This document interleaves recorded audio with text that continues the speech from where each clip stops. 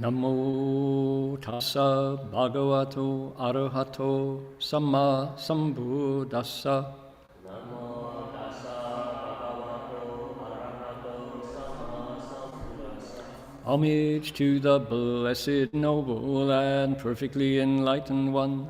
Homage to the blessed, noble, and perfectly enlightened one. Namo saranto sucedoye olahadi sammya samputoshe. Namo saranto sucetoye alahati samya sambuddhassa. 无上甚深微妙法，百千万劫难遭遇。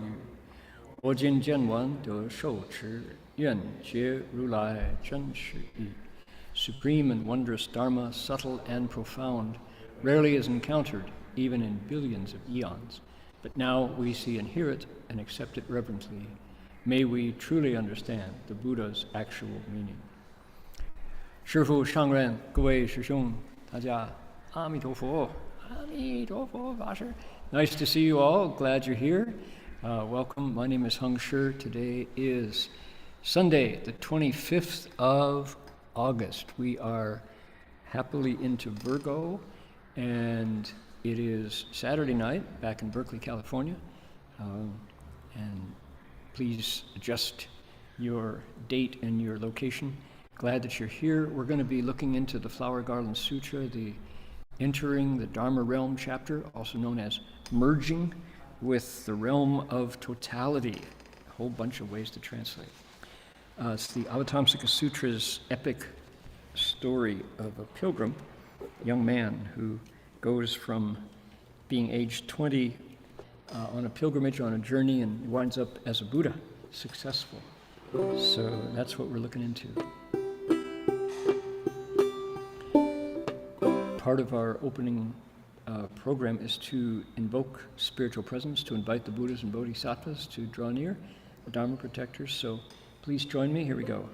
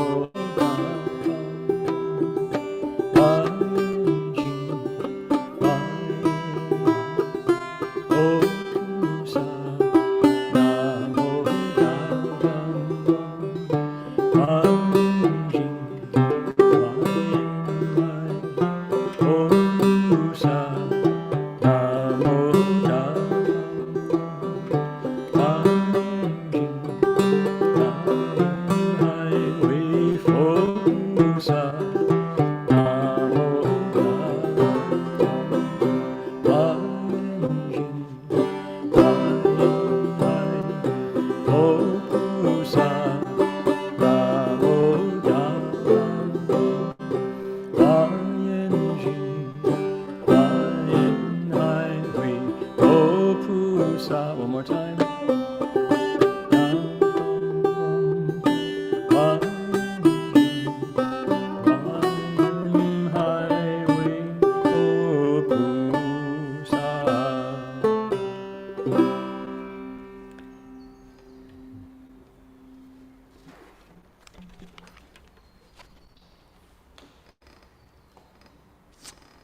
We're going to continue here with the bell song. We first acknowledge country, and we're here in the Gold Coast, southeastern Queensland, so we respectfully acknowledge the Kombu people of the Ugambi language region as traditional storytellers and custodians of the land where our monastery is located. We pay respects to their elders past, present, emerging, and to all First Nations people whose sovereignty was never ceded. 我们就说，我们恭敬承认Ugambi语族的贡布马里人，他们是寺院所在地的传统驱使者和守护人。我们向过去、现在和未来的长者们致敬，并且向所有从来没有放弃主权的第一民族的原住民致敬。Here we go.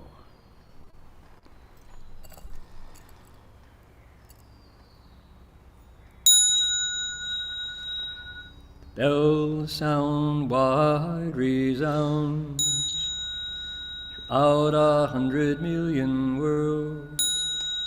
The Buddha's law is heard and spread all throughout the triple world. The wondrous sounds that everywhere fill the Dharma realm with peace. May those who hear it gain the strength to follow in faith the Buddha's path. 众生传3000劫内，佛法扬万亿国中，共训其法界和平，利报他诺后德。Hey, hey, colorful desktop. Spring is pretty much arrived here in the Gold Coast of Queensland, and Ben and I and others are just remarking on a symphony of bird songs in the air. Everybody's celebrating, everybody's singing, hearing birds who ordinarily we don't hear any other time of the year, especially not at this time of the day. In midday, there's 5 different generations, 5 different species of birds serenading and saying how good it is to be alive and looking for romance, I suspect. Probably that's this energy of spring. So it's quite wonderful here in the Gold Coast at the moment. Now, also, today in our sutra, there's something very special happening here, and I wanted to point it out first, and then we'll dive into it, which is when people think about Buddhism, probably the first thing they think about is peace of mind.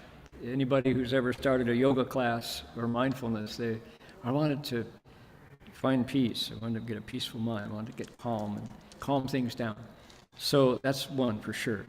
And that particular goal and its association with Buddhism has something to do, I think, with common stereotypes of the Buddha as the peace guy. You remember my story of nearly being crushed under the wheels of a pickup truck in Santa Cruz, California. And when my Dharma protector got through to the guy who was drunk and hungover and didn't want to see us on his sidewalk, when Marty finally got through to him that we were Buddhists, he says, "Oh, Buddhists. Oh, yeah, oh, no, he's the peace guy, right? No, I got nothing against him." And he said, "I thought you were the other ones, the ones that dance in the airport." No, we're not that. So the peace guy, many people have that as a stereotype. And it's not wrong. That's okay. But people who go deeper, who stick around to listen to Buddhists actually speak, pick a different word often, and that word is compassion. Many people associate Buddhism with compassion, and yet how do we react to that word? How do we understand that word? Often it's nothing more than kind of warm and fuzzy. You know, you hug a lot of people, or you're a pacifist, as if that's a bad thing. So we are here in America, although I'm sitting in Australia, here as an American in Australia. America is in a politically active time of our 4-year political cycle. And so those who want to be leaders are talking a lot about what they want to lead and how they will lead. And there's one of the groups, and I don't pick sides in public, one of the groups is talking about feeding children twice a day, that every school child should have lunch, breakfast and lunch, guaranteed by those adults who look to the future and want their children to be nourished so they can learn.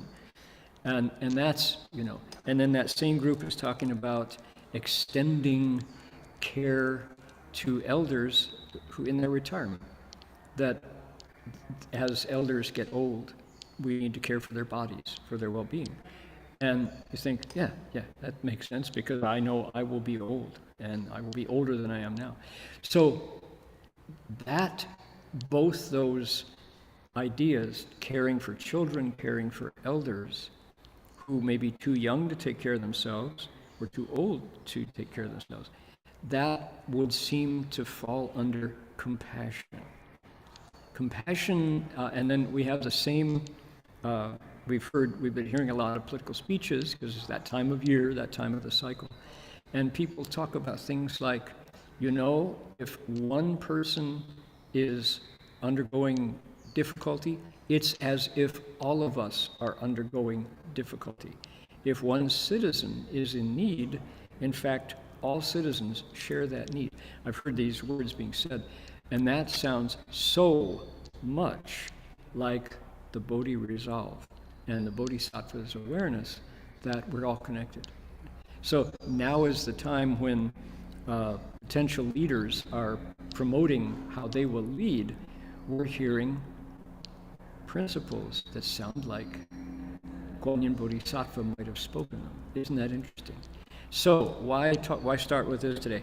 Because today we're getting the Avatamsaka Sutra's definition of the Bodhi resolve and compassion. So this, in the last month of lectures, the Bodhi resolve has been coming up. Here's the story.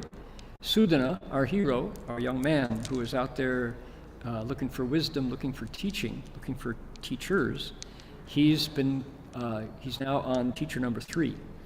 And teacher number 2, the bhikshu whose name was Yun, Clouds of Virtue, he talked a lot about Bodhi resolve, this Putishin, this Bodhicitta, this thing.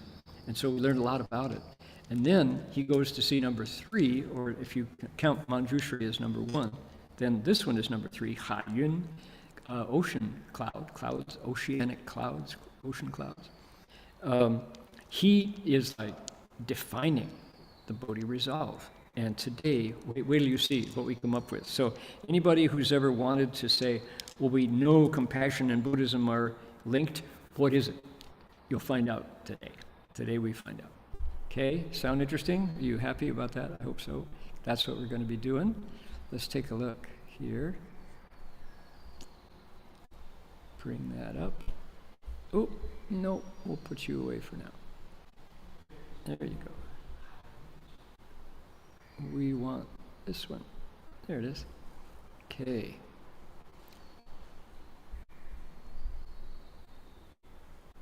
Oh, big.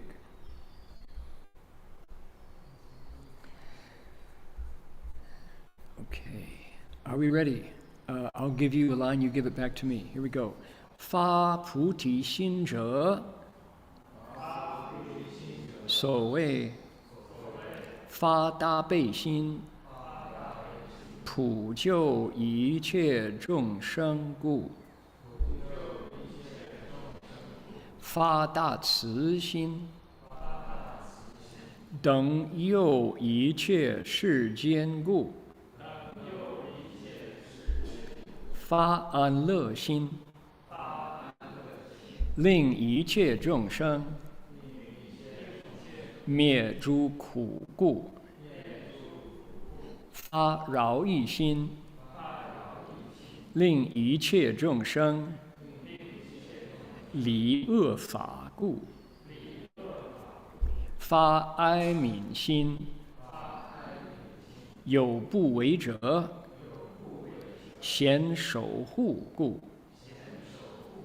发无爱心，舍离一切诸障碍故；发广大心，一切法界咸遍满故；发无边心，等虚空界无不罔故；发宽博心，悉见一切诸如来故；发清净心，于三世法智无为故；发智慧心，普入一切智慧海故； Good stuff. You just read 10 lines from the sutra. Really good. Okay. Let's read it together. And we got our technique, which is you observe the punctuation and the white spaces, and you recite with your ears, listening to the people around you. That makes it really nice. Here we go, together.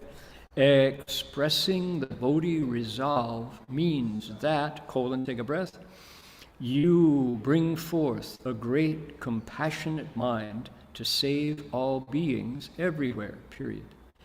You bring forth a great kind mind in order to equally protect all worlds. You bring forth a tranquil and happy mind so that beings can destroy their sufferings.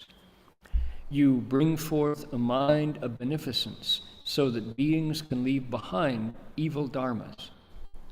You bring forth a sympathetic mind to guard those who are afraid.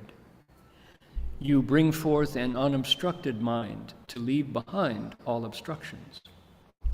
You bring forth a vast, great mind to pervade all Dharma realms. You bring forth a boundless mind because you are equal to the realm of space and there is nowhere you cannot go. You bring forth a broad, extensive mind because you see, thus come ones. You bring forth a pure mind because you do not contradict the wisdom of the Dharma of the 3 periods of time. You bring forth a mind of wisdom because you enter the oceans of wisdom everywhere. Okay. Yep, there it is. Okay, now, how are we going to approach this? I'm going to copy, let's see, we'll copy down as far as, let's see, it's down to there, perfect. No, I just want to stop there. Maybe start at the bottom, let's see here. Okay, I'll do that much.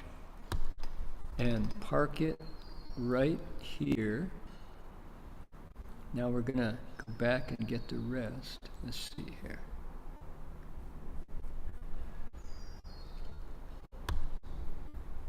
Park it right here. And we're gonna get the first 3, just like that. Okay. And, oops, and park it right here. Okay, those are our instructions. And I'm going to, let's see. How are we going to do this? We'll double it. Yeah.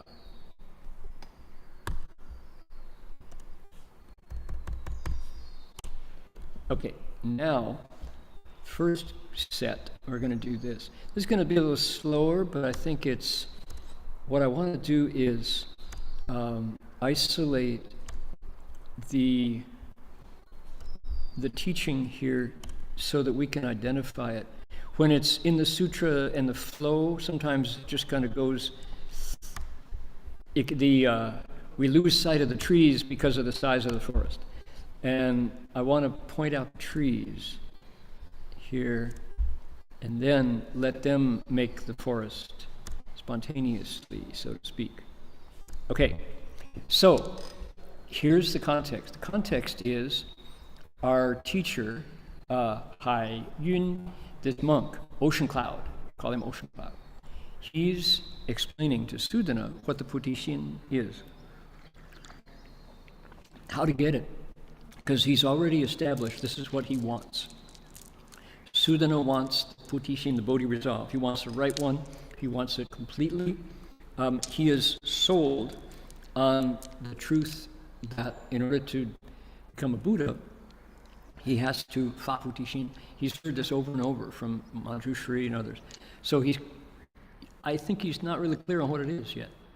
And I think his teachers feel that way too. So they are really, really getting to the nitty-gritty to the essence of what is the Bodhi resolve. Now, what did he say last time? He said, you need good roots. Here, watch. Here it is. We did the same last time. So he says, good man or good woman, this is gender non-specific. If you haven't planted good roots, you need good roots. You need a good character. You need these qualities in your personality. So I've been trying to break this down into ordinary language, away from, taken from the Buddhist jargon, because the Buddhist jargon can sound technical, and it can sound like it doesn't include you. It does. It includes us. Don't let the fact that this was first written down a couple millennia ago, and we're now in its. First it was Sanskrit, then it was Chinese, then it was now we're in language base number 4, right, in English. Okay, you need a good character if you want the Bodhi resolve. What else? You get light from your soul when you act free of selfishness. Selfishness covers it. Unselfishness opens it. What else?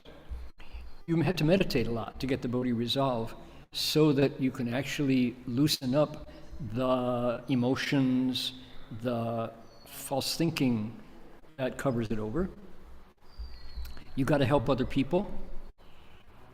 Got to help people. That's where blessings come from, making others happy. You have to work at it. It doesn't happen by itself. You've got to really regularly make it a habit to, we say, cultivate. What does that mean? Means serve. You have to go back and go back and go back, and it will grow. It'll happen. It'll happen to you. So you can't just sit around and wait for the Bodhi resolve to grow, right? You have to go out and do it. This one is interesting because it says you have to have a relationship with a teacher or teachers. And who are they? It's not you find a guru and kind of, slavishly do what he says. That's not going to do it. Serve teachers. There can be all kinds of teachers. Then, this one is difficult. You have to disregard the well-being of your body and life. That can be really misunderstood. So, I spend a lot of time redefining that. And mind you, I'm putting words in the mouth of the monk whose name is Haiyun. Yes, I am, because there is a kind of a ecclesiastical language that can get in the way. Not. What is he saying? Disregard the well-being of body and life doesn't mean override your own meters, that it's good to hurt and that you should be unhappy. That's not what it means. That's not what it means. It means look at the key word is well-being. What is well-being? Well, this is interesting. Here we go. I have to be careful here. New York Times periodically publishes stories about diet, about food. I always read the author's name, and I read the byline of the author, because New York Times, being, the paper of record in the United States and kind of a bellwether. By the way, New York Times is growing in subscribers. It's one of the few papers that will survive. Many thousands of newspapers worldwide are going under. Okay, New York Times is doing well. But they pride themselves on being down the middle. No preference. If they publish an article that says you should eat less meat, they will publish an article from someone who says, these findings are in doubt. We're not convinced. They're my new studies. This study was, biased. Whatever. Last week, I saw an article by an author who is definitely on the ahimsa side, on the kindness side. What was her thesis? Her thesis was, eating meat causes diabetes. That was the article. And it's one of those, it's on the, if it was conservative and progressive, it's on the progressive side, on our side, the ones who say less meat is good for you and it's really good for the animal you didn't kill. So this, in the flow of these articles that promote either plant-based eating or meat-based eating, this was pretty progressive. They haven't said this before specifically, that now there are studies worldwide that say if you eat a lot of meat, you increase your diabetes chance. And there it was, in black and white, you know. And I know I've heard, I'm part of this community in America that is plant-based and goes to the vegsource.com Healthy Lifestyle Expo. I'm the monk that shows up and talks about compassion there. And so these are the doctors who say the optimum amount of meat that you should eat, including dairy, is 0. So this article was saying study after study after study after study is now finding that meat eaters have a higher index of diabetes.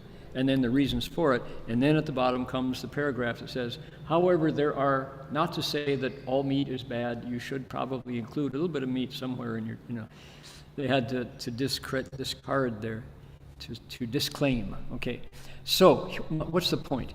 The point is that well-being is very much in dispute. What's the other side of well-being is habit. And here's the problem. If I, as a monk, am talking to a group of high school students in San Jose, California, who come together on a Saturday because Tzu Chi's Chinese school has brought them there. And I talk to these impressionable 13, 14, 15, up to 18-year-olds and say, you know what?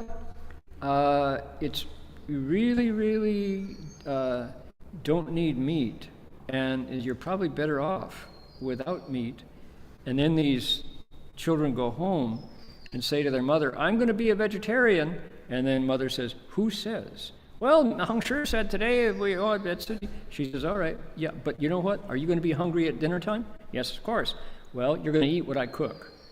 You know, wait till you're in charge of your own kitchen before you tell me you're not going to be a meat eater.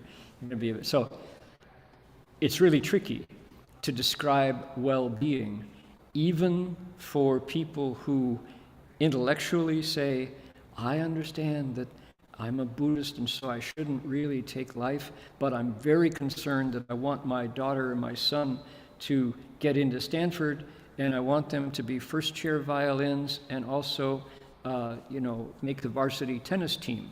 So I have to give them meat, because we all know that meat is the only food that powers you to success and victory.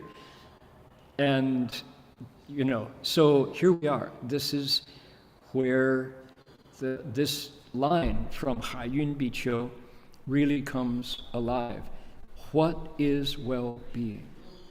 How do you describe well-being? Interesting. So nowadays, people, if you think who is a successful, who is well, whose being is already well. Well, let's look at athletes. How about distance runners? How about weightlifters? How about NFL football linebackers? And you go and you talk to them. You talk to the people who do the ultra marathons, the 100-mile races, and the people who are victorious weightlifters, strongest people in the world, and the people who, tackle 300-pound fullbacks breaking through the line. And many of them these days say, yeah, I feel better when I don't eat so much meat. That especially the ones who have to, like the Ironman triathletes, who have to cycle, swim, and run a combined total of 90 miles or 100 miles, whatever. And they say, I simply cannot eat meat because meat, what it leaves in the body, the cholesterol and the fat, never mind the antibiotics and the stuff that are causing diabetes. I just don't want that in my body.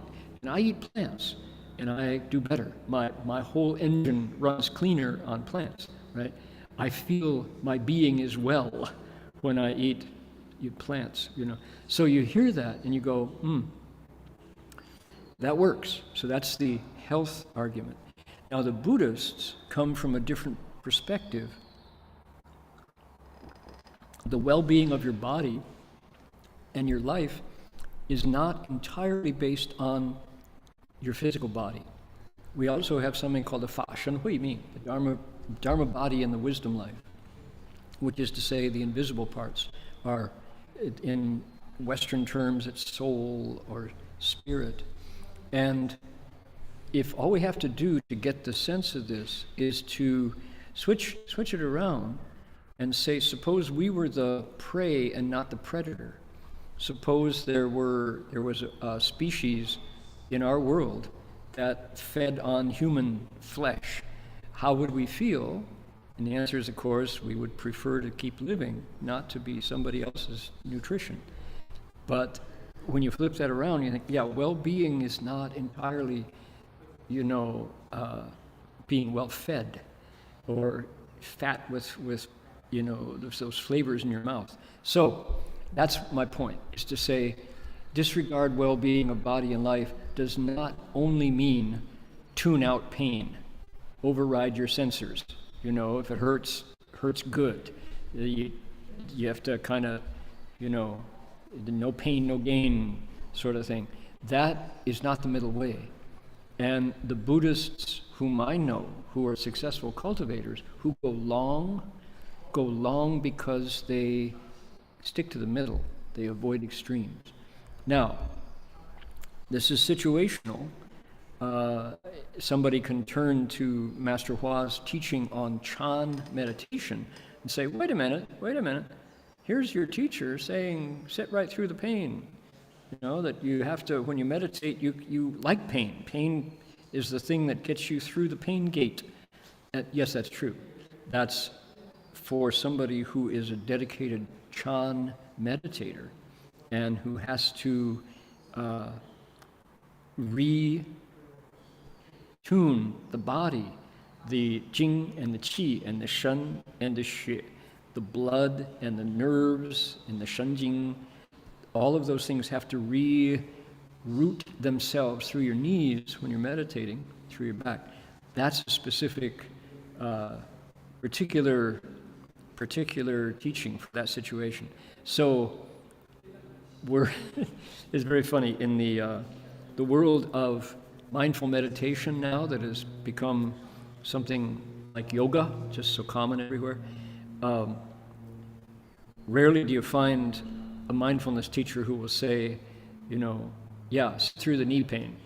Usually it's, we don't want to hurt, Yes, you can see this is, if it sounds inconsistent, listen to Haiyun Biqiu, who says, disregard the well-being of your body and life. He says, what does he say? He says, hold on here. 不顾生命.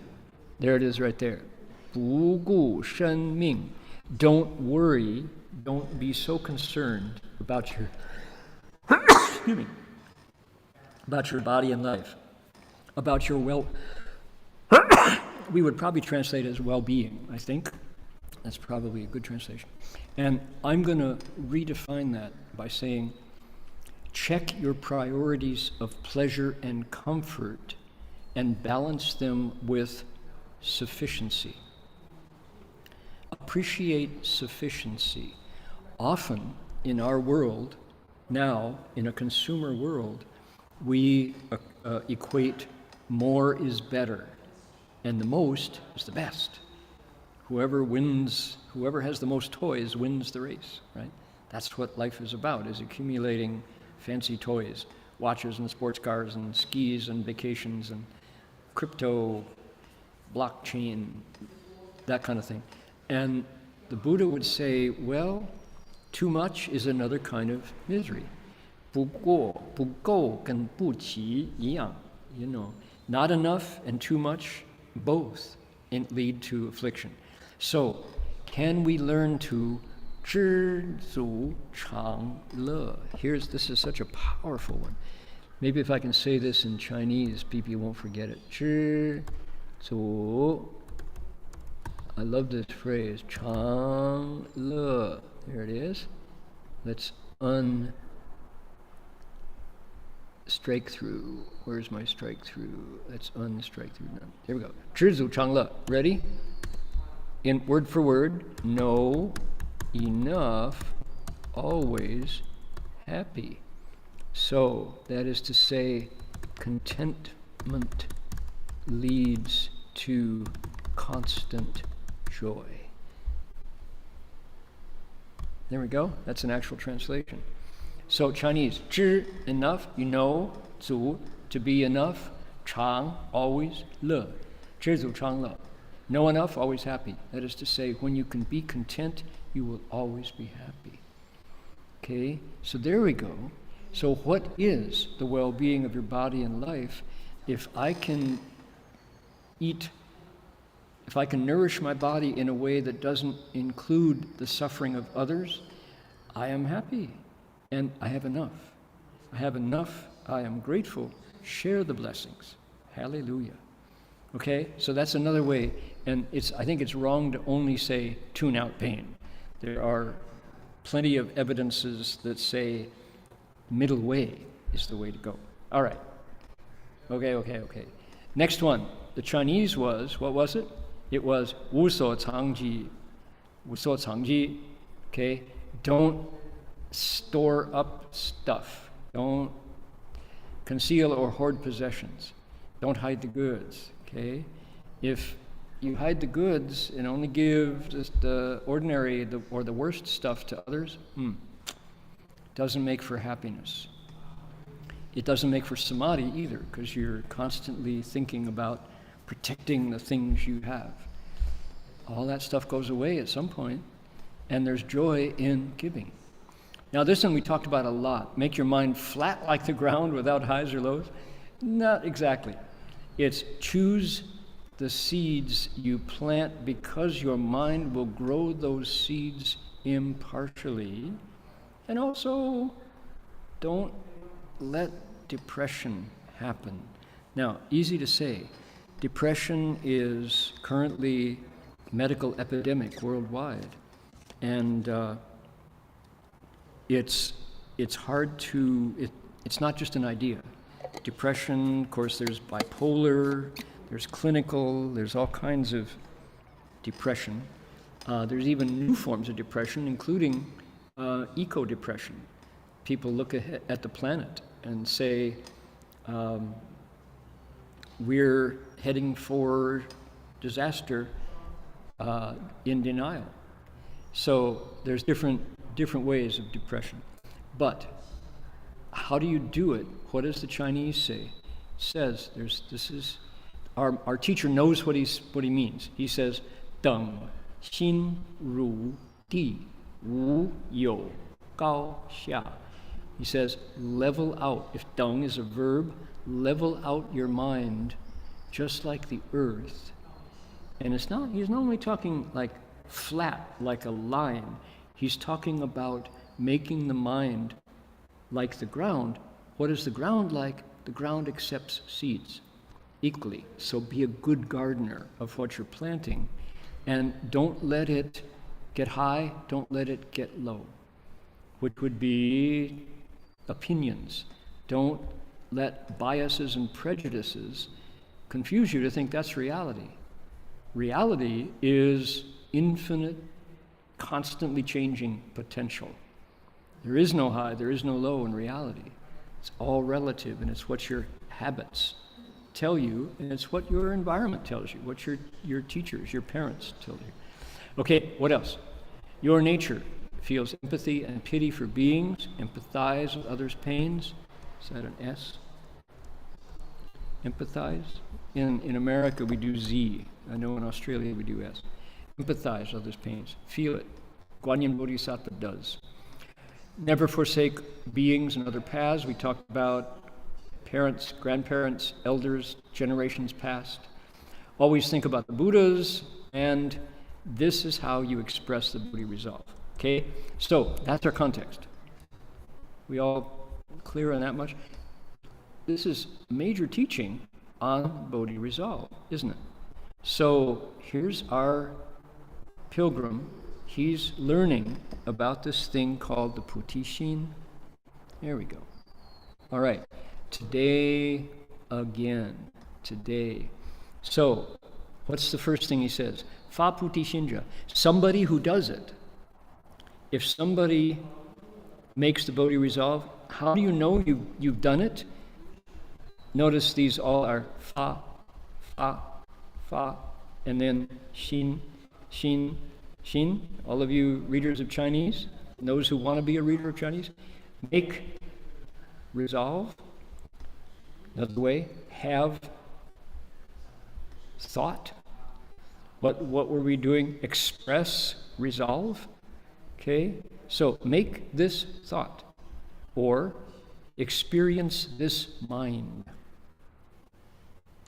That's interesting, isn't it? Different ways. So fa, we're going to go deep on it today, so let's do it. Here we go. Fa can mean, fa, first tone, can mean make, express, send out, experience, come up with, do even. You kind of emit, some people say. You get the feeling.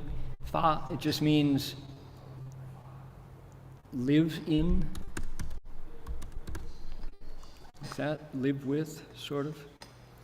Okay, and then this is a powerful character in Chinese. And you notice, this is one of the pictograms. Xin. Do you see the aorta and the vena cava? These are that's an actual picture of the heart muscle. The heart inside your chest. It's beating, I hope. Let it be strong, right? Xin, that's an actual pictogram of the mind. But it can mean heart, the organ, but heart, organ, it does, Xinzang, right? But it also means attitude, resolve, thought, mentation, inspiration, insight, mind. Now, it's this one that is confusing. How can it be both heart and mind? Well, yes, it can. We want to inspire the hearts and minds of the populace. Okay? So this is really deep because the Chinese, or in Asia, let's say, when they say, where's your mind? People go here. When I grew up, it was always here. Mind was brain.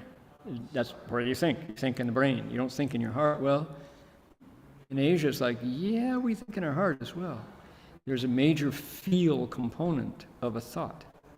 So this word xin here is both the mind that thinks and the xin that come from the mind.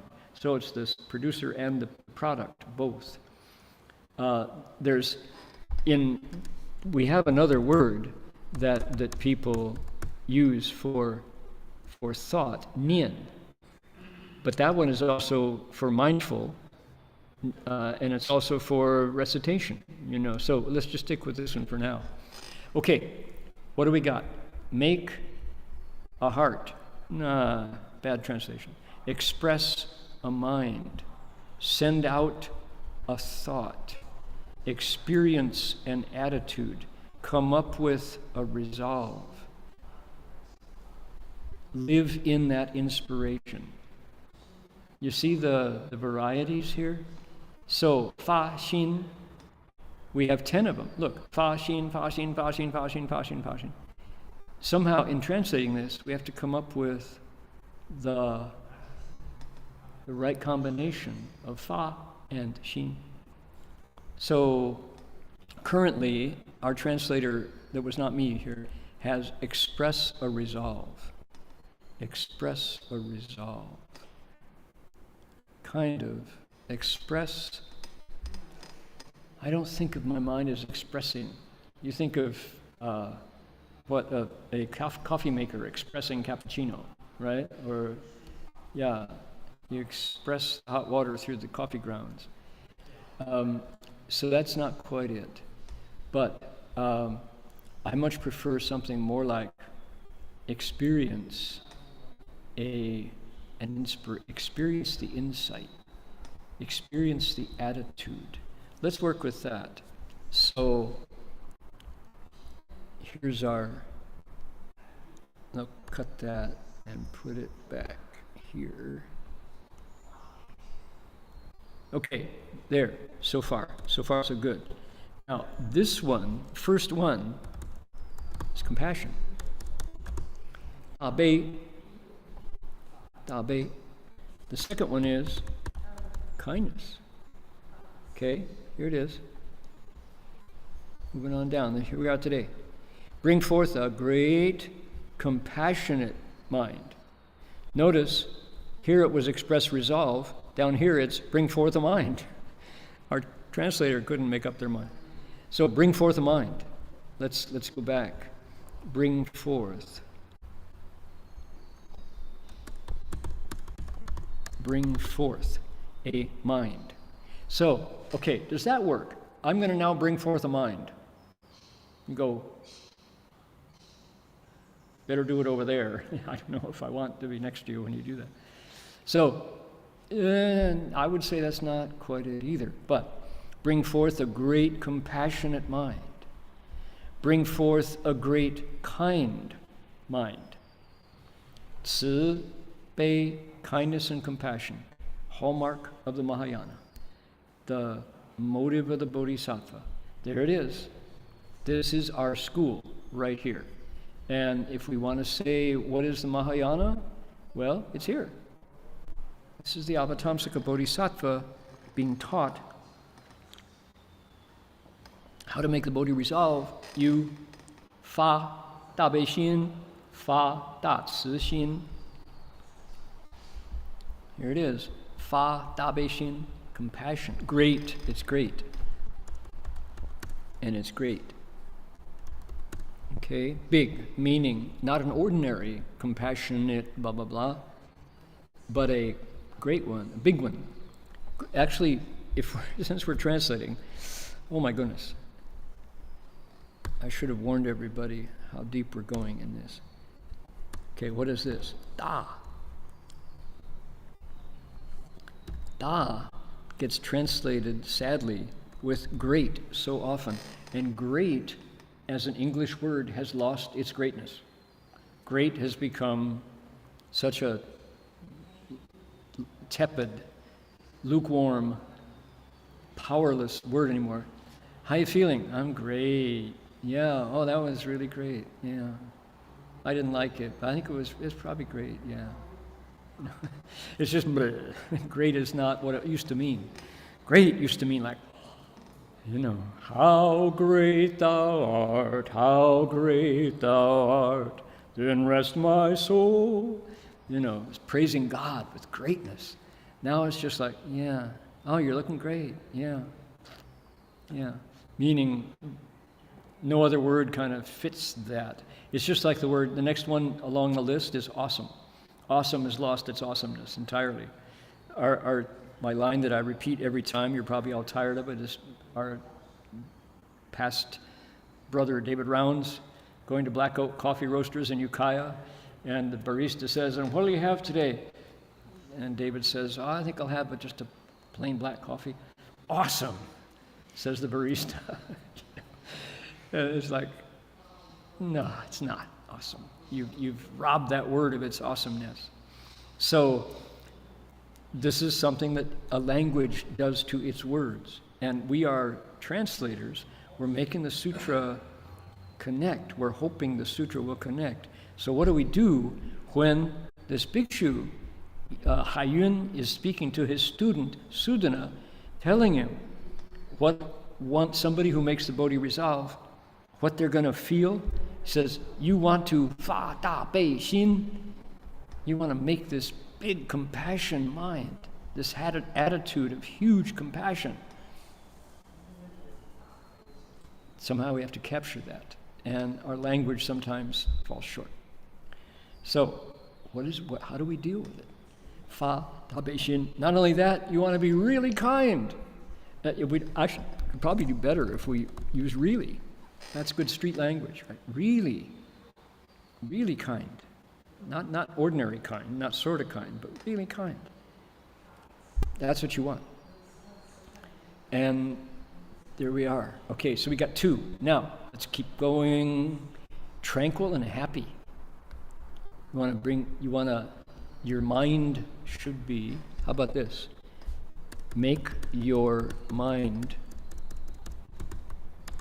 peaceful, not tranquil, peaceful and happy. Tranquil can be like a tranquilizer, kind of out of it. That's not a good, peaceful. That's you could say the stereotype Buddha, the peace guy. Make your mind peaceful and happy. Now you'll notice, I need to tell you that each of these instructions have a second half. Why do you want the great compassionate mind? Why do you want the great kind mind? Why do you want the peaceful and happy mind? There's a reason, and we're going to get to those later. What I want to do now for us, together with all of you, is to itemize and get closer to what he's saying. What's he telling Sudana? He's saying you need a rao yi xin. You got to experience this attitude if you want the Bodhi resolve to work. Somebody who makes the Bodhi resolve will do these things in their mind. This is what's going to be on their mind. This is where they're going to live in their minds. Okay? Rao yi means helpful. The translation was beneficence.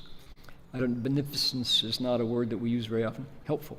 Rao yi. You got to help people. I mean, translated as sympathetic. Pretty good. Sympathetic. In sympathy, not opposed to and not broken from. If you're sympathetic with somebody, you're paying attention to them. You are tuned in. You know what they're feeling, and you're you're feeling it with them. Sympathy is this identity and feeling. You definitely feel. I mean, sympathetic this is not an attitude. It's not a intellectual experience. Sympathy is water. The water element is the same. Okay. Now this one, interesting. Bodhi resolve, unobstructed. No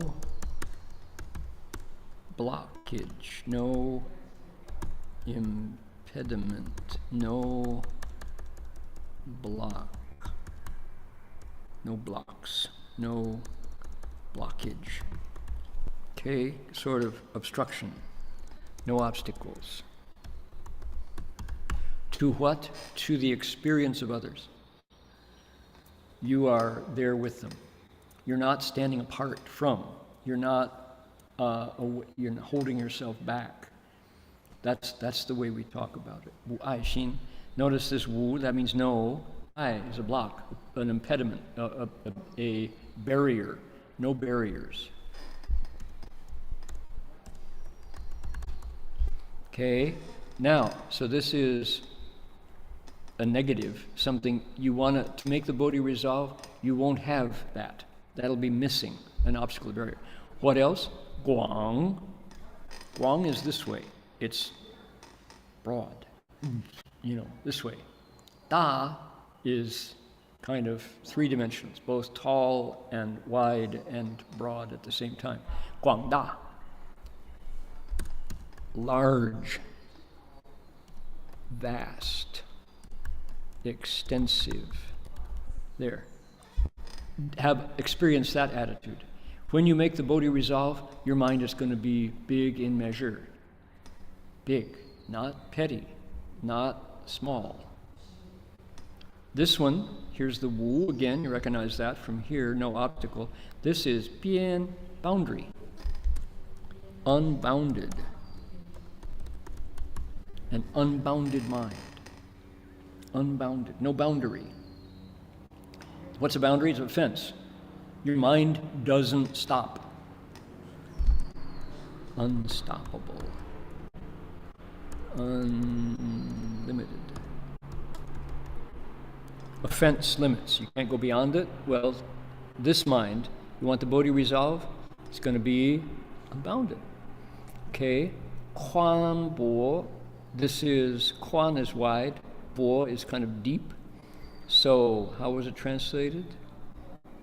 Broad, extensive. Okay, broad, extensive.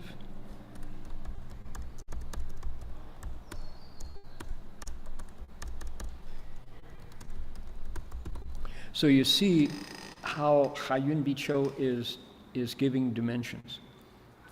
He's still talking about human experience. Key to say that. Let's how many more? 2 more. Okay, I'm going to hold that thought and come back to it. Qing Jing, both those words mean pure.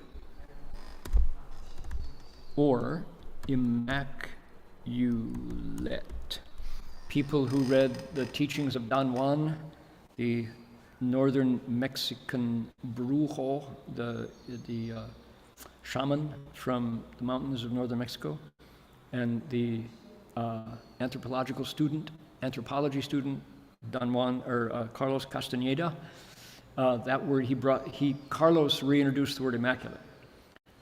This is the immaculate warrior in order to transform into a crow as part of his gong fu. Don Juan Gennaro, the shaman, had to keep himself immaculate. And suddenly that word was reintroduced. Finally, wise. Wisdom. Okay, there it is. Now,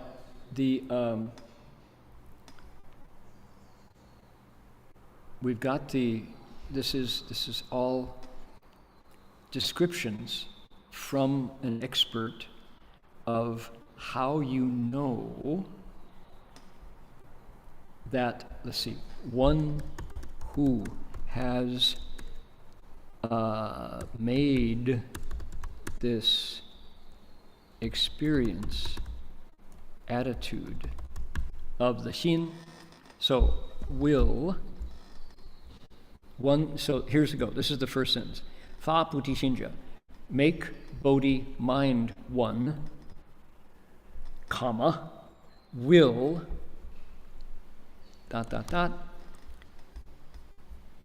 make the great compassion experience. Make the really kind experience. We'll have an attitude that is peaceful and happy, helpful, sympathetic, unobstructed, no obstacle, no barriers. Large, vast, unbounded, extensive, immaculate, and wise. That's key. All of these are the hallmarks of somebody who has experienced this attitude of Bodhi, this Sanskrit word we're working with, Bodhi, this awakening. These are the hallmarks of somebody who's done it, okay? That's, I think, a more effective translation. All right, now, I told you we were doing a deep dive into the language of these instructions. These are the instructions of here we go. Hold on here. There's a teaching happening here. There's a teaching going on. There's a teaching going on. Here we go. Here it is. This is what's going on. This is what he is hearing from him. And the lotus hasn't emerged yet. In a bit, this lotus is going to come welling up out of the ocean. And he actually has not introduced himself yet as someone who's been contemplating the ocean for 12 years. That's what he's done. So once these instructions go down, this is what happens. Whoa. Out of the ocean comes this huge lotus with a Buddha sitting on top, and all of these scary-looking spiritual beings, and all of these really dignified-looking spiritual beings, all these devas, surround it and pay homage, bow, and praise it, right? So this is the Avatamsaka Sutra. And you know, these people who say, oh, the Avatamsaka Sutra is just so philosophical, can't lecture that, you can't explain that. That's all Buddhist philosophy. It's too lofty. Nobody understands it. I kind of think you didn't really read it, dude. That's not what I get from it at all. So, okay, hold on here. We're going to take a little detour now, digest some of these ideas, and let's see here.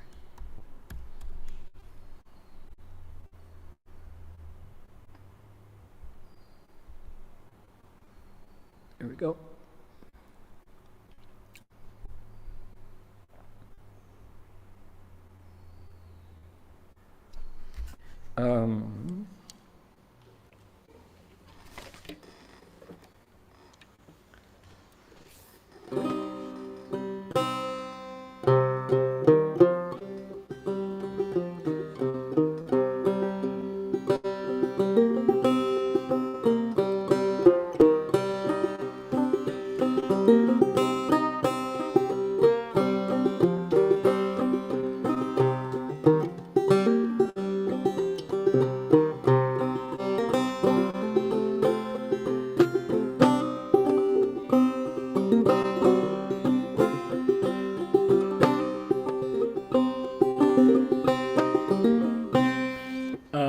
This is the Chan school's description of what we've been talking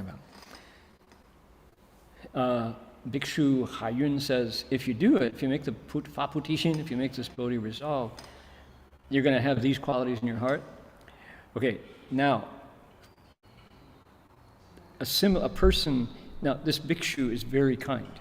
You know, he's giving Sudana all of this softness. Your heart's going to expand. You're going to be so empathetic. You're going to be so tuned in to living beings. And there's just lots of goodness there, kindness. The Chan school comes not through compassion, but through wisdom. You need them both. And Sudana, interestingly enough, Sudana is hearing first about compassion. Other teachers of his 50 plus are going to be giving him the wisdom side. And the wisdom side is empty and unfeeling. And you can't cling to anything. The compassion side, the Bodhi resolve, is a different animal, and yet you need them both. So I thought interesting to tune in now. And not the music side of it, although there's music behind it. It's the chance to read about the enlightened mind from the wisdom side. Here we go. Anybody who wants to join, who feels bold and courageous, try it. There's our first note. Let me tell you about the person of the way. He's got little left to learn. He's got nothing left to say. He doesn't chase his foolish thoughts. He doesn't seek what's true. Find his Buddha nature. He just lets ignorance do. This body is illusory. It's empty, just a show. But to find the Dharma body, you got nowhere else to go.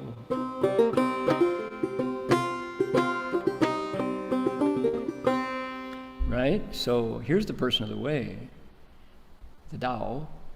He doesn't have anything left to learn. He's done talking about it. He doesn't chase foolish thoughts.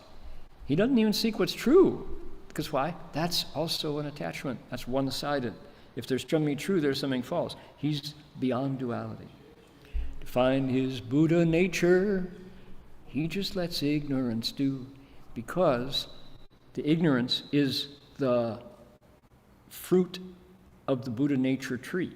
Same tree. To go think there's a separate ignorance or a separate Bodhi? No, it's the same. This body is illusory, it's empty, just a show. Even though it's illusory, empty, and a show, you want to find the Dharma body behind it? Got to go right there. There's nothing left. This is the wisdom, this is the prajna side, right?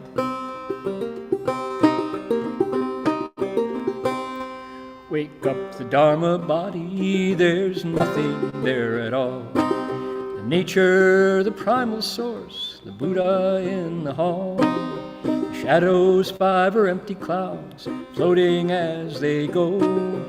Poisons 3 are fragile bubbles, drifting on the flow.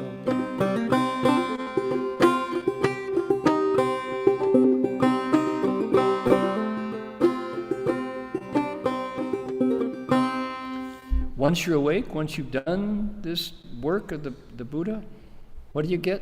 Nothing. How could there be more prajna wisdom? Empty, empty, empty, empty, right? The nature, you're there, you found it. The primal source, that's the Buddha in the hall, so to speak, your own Buddha nature. Okay, however, what about my life and my personality, the things I'm so attached to?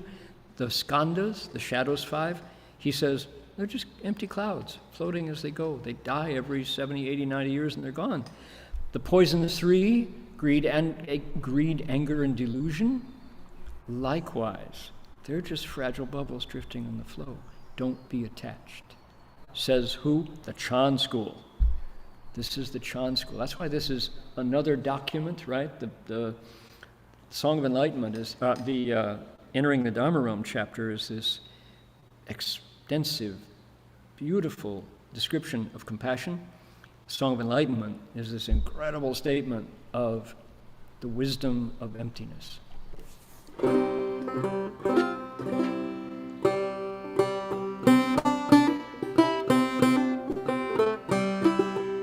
When your wisdom's real, people and dharmas both are gone.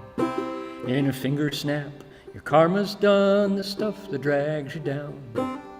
If my words are senseless noise, if I put you on, send me to hell where tongues are pulled, and I'll stay there from now on.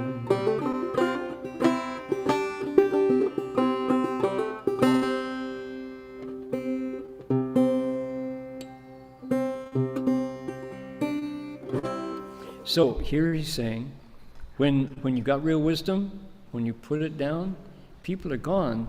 Not only that, reality isn't there anymore the way it used to be either. You've gone beyond. In a finger snap, you're beyond simple duality, and your karma is now, you know enough not to create karma. And then he says, you don't agree? You think this is nonsense? You think I'm kidding you? That's fine. I'm happy to go in the place where suffering is the most intense. I'll stay there from now on. I'm not afraid of your lack of knowledge. I'm going to tell you the truth no matter what. Okay, there you go.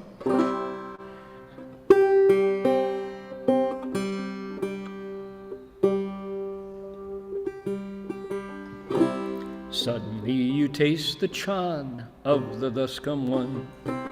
Perfection 6, the myriad gates inside you now are done. While you dreamt, you lived them all, the 6 destinies.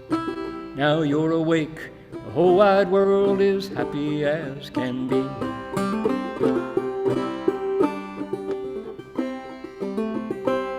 Now you know what the Buddha knows. You taste the chan of the thus come one. You and the Buddha have had the same experience, seeing the emptiness of all conditioned things. Now, what about the Bodhisattva with his 6 perfections, the 6 paramitas? What about all those living beings who have to be crossed over? What about the 84,000 Dharma doors? He says, they're all in the mind. You're done. You just set those aside. However, before you were awake, like you were dreaming, the hells, the animals, the ghosts, the humans, the devas, the asuras, they were all real as a dream. But you're awake, guess what? All that stuff was simply what your consciousness reported to you. None of it has any independent ultimate existence. Wake up. Okay? This is like so different than the Avatamsaka Sutra, and yet it's the complement. You can't have one without the other. Here we go. Good.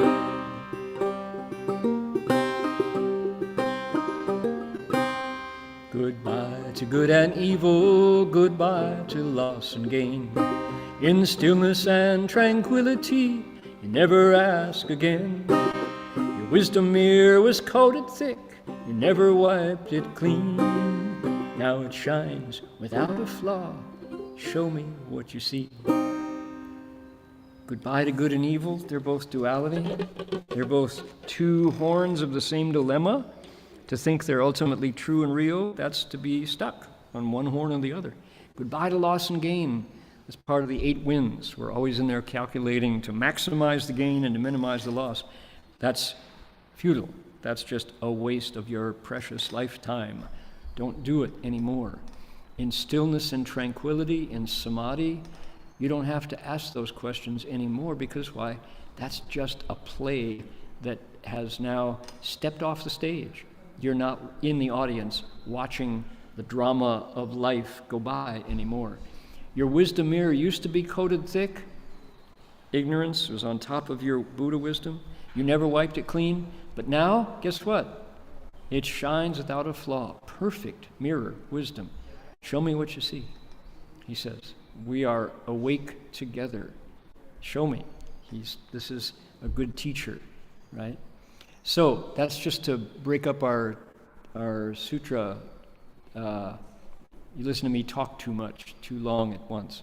So these are 5 verses of the Song of Awakening, Zhang Dao Ge, and it's such a counterpart to the Avatamsaka, which has this all-expansive embracing of living beings.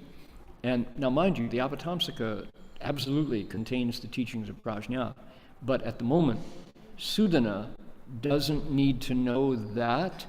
We're going to discover this as we go. Here we go. Yes. Okay, good question. Hold on here. Okay, I'll come back to that.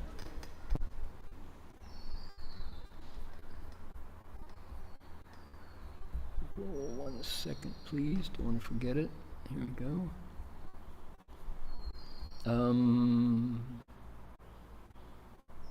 Let's see, where were we?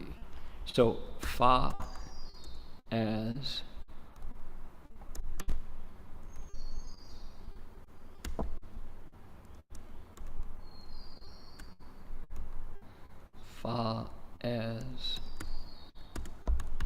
there's a word much beloved in the Theravada tradition of develop or cultivate. Can also.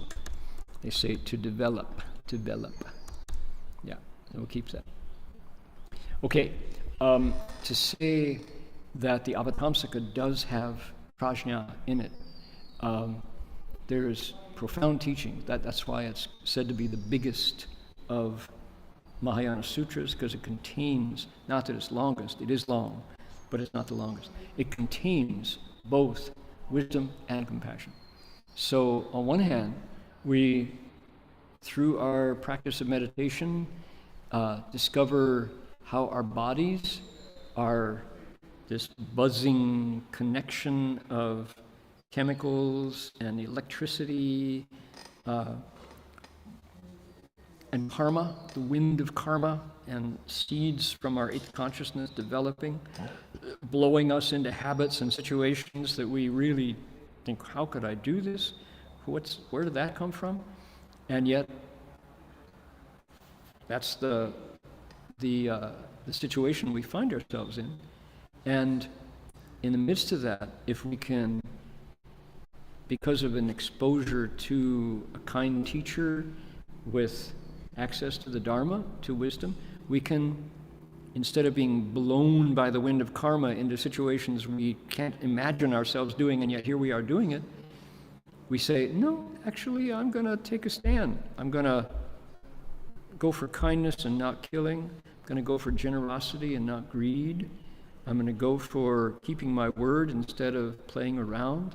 I'm going to go for integrity instead of being fuzzy and lying.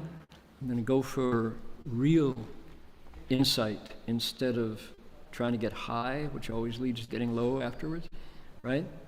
After the ecstasy, the laundry, they say, right? I'm going to remember this and change my behavior according to the path of wisdom, right? So we do that, and sure enough, that same buzzing cloud of electricity and chemistry, instead of being blown by the wind of karma, takes steps down the path of decisive wisdom, because we experience pain and don't want to cause it in others. So, my goodness.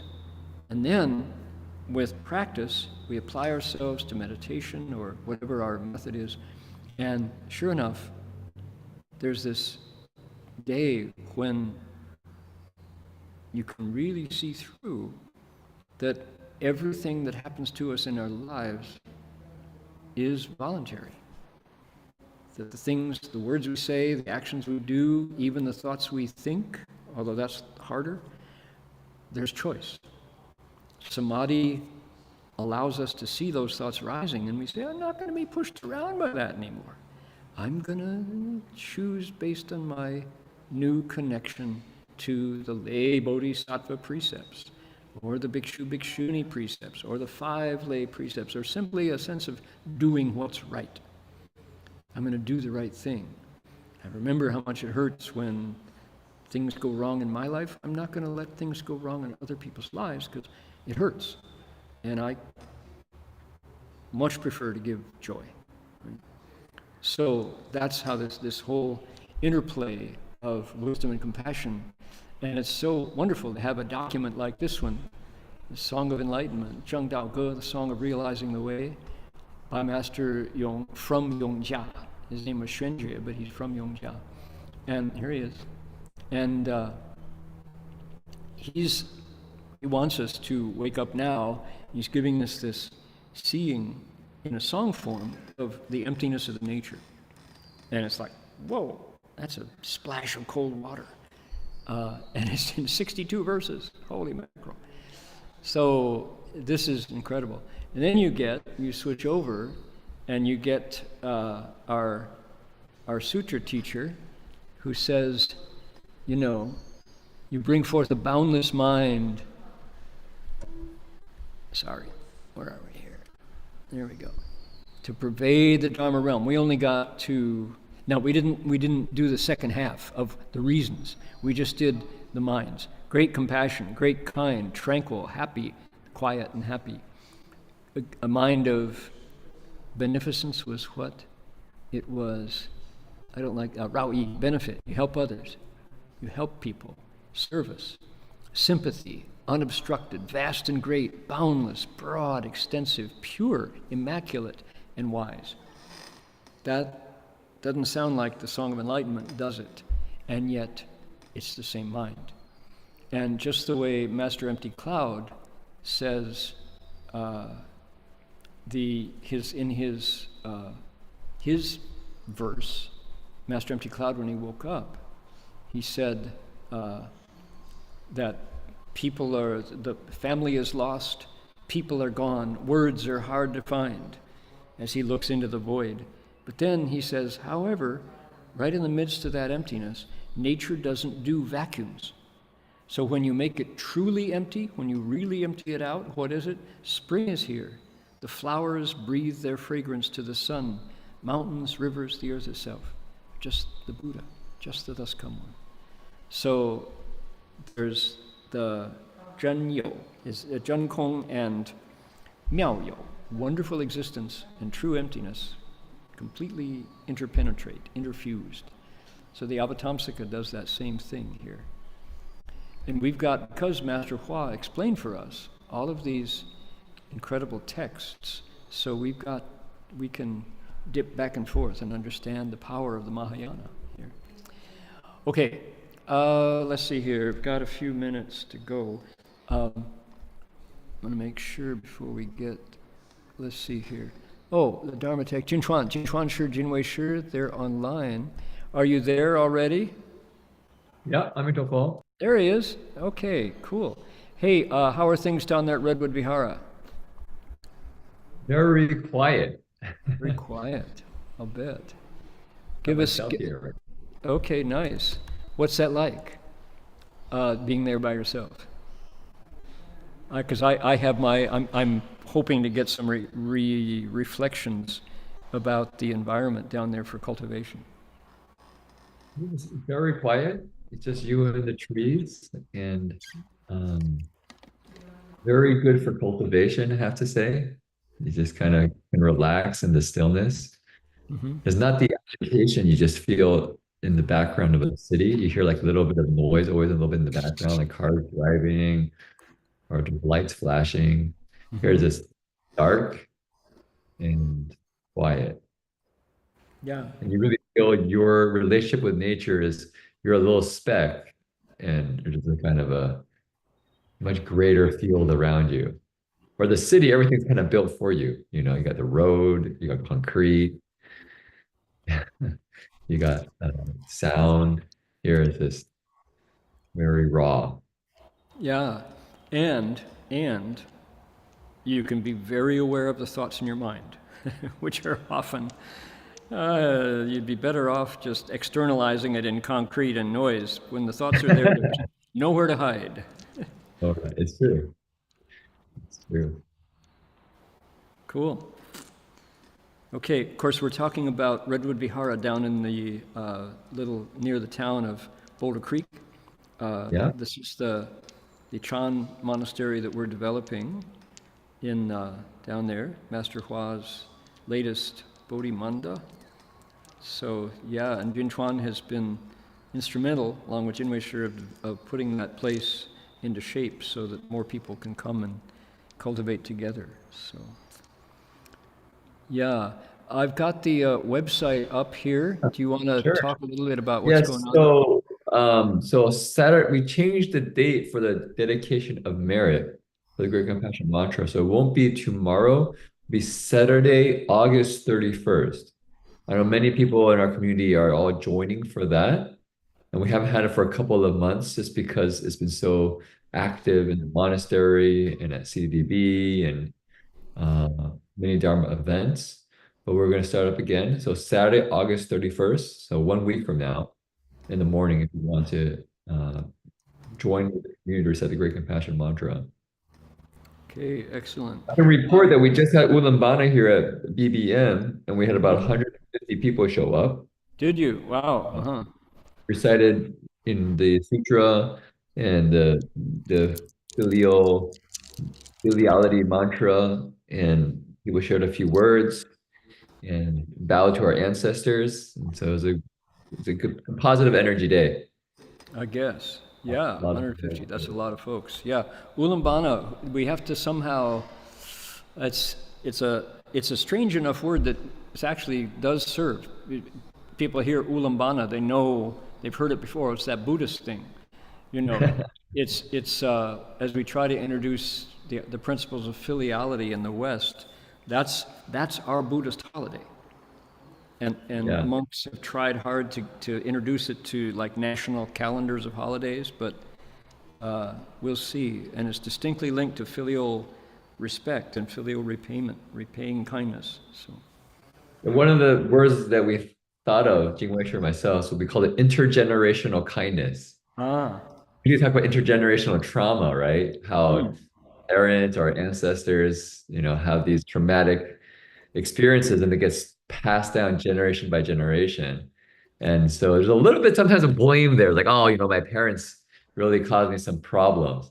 mm, But generational kindness is interesting because this is going the opposite way. It's mm. from the younger generation, from doing goodness, actually can influence our parents and our ancestors. Yeah, Kind of theme. It's that, kindness is very powerful. yeah, indeed. Um, I have to be careful anytime I talk about anything that has to do with politics, but and I do, and I will continue to. We're in the political season. There's America, United States has a presidential election coming up, but the party that just finished its national convention talked about mothers a lot. Mothers kept coming up, and how much the candidates who are running got from their mothers, and how they're as a result the policies of that particular political season. Something that's been missing for a long time is big emphasis on feeding children and on caring for elders, which is, that's this connection to family, real family values. So, yeah. So if you go down a little bit, we have Stephen Tainer's class starting up very soon, in about what, 3.5 weeks. September 18th, Wednesday, 7:30, 8:45. He wants to talk about right livelihood in the 21st century. So that should be very interesting because Stephen Tainer has many reflections uh, on the Dharma, but actually really applying it to life, finding a good job in these very complex times. Nice. Right livelihood is one of the Eightfold Paths, certainly. Yeah. Good. Okay. And Marty will also be starting classes very soon for the semester. We haven't got a date from him yet, but we will get one soon. Also, our Chinese orchestra is starting up, so people want to join next week. It's on August 31st. Okay. Yeah, August 31st next week. If you want to learn an instrument, 1 to 3 p.m. in our dining hall, you'll get to learn some Chinese instrument. Chinese, and here is, there's an email here. Send that email Yeah. to Dharma Realm E Music Ensemble. Yeah, Dri Music Ensemble. Okay, lovely. All righty, that's good. Appreciate that. And blood drive was a success. Jin Weisher told us about that last week. So Yeah. great. Okay, so we'll dedicate merit. Thanks for the news, and tune in next week. I will be in Vancouver next weekend, and our lecture will come from Vancouver, I hope, if all goes well. But people tuning in online will be able to join us from wherever they are. Okay, so let's now go to our, I know. Vancouver is doing a big event next week, 40th anniversary, and a new dedication for them. So, okay, please send your heart wherever you want it, carrying the goodness of listening to the Mahayana and the Bodhi resolve. Send it out with a wish for however you want to make a better world. Here we go.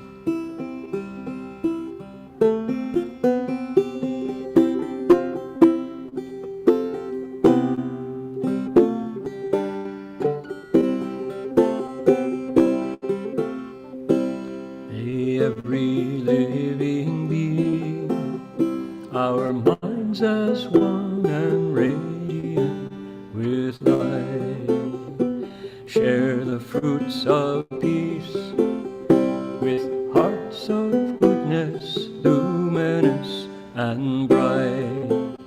If people hear and see how hands and hearts can find in giving unity, may our minds awake to great compassion, wisdom, and to joy. May kindness find reward. May all who sorrow leave their grief and pain. May this boundless light dispel the darkness of our endless night. Because our hearts are one, this world of pain turns into paradise. May all become compassionate and wise. May all become compassionate and wise. May all become compassionate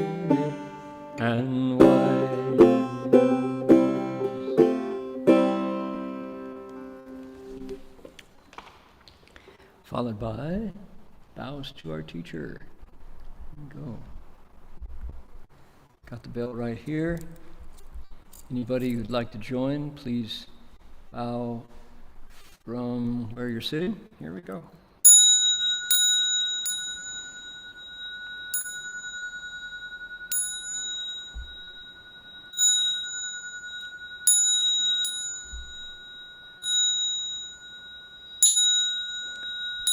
Bow in respect to the Venerable Master.